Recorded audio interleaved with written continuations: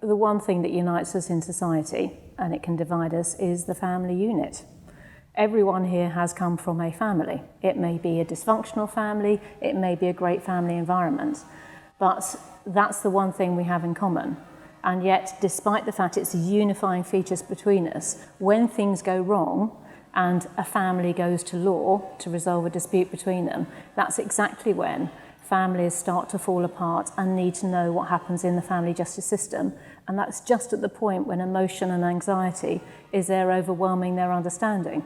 So if I can do a little bit now, before there is a family who's in crisis or a friend of a family in crisis, to explain to the public what the family justice system can offer to them and how they navigate its very complicated route sometimes, then I think that will be of some benefit.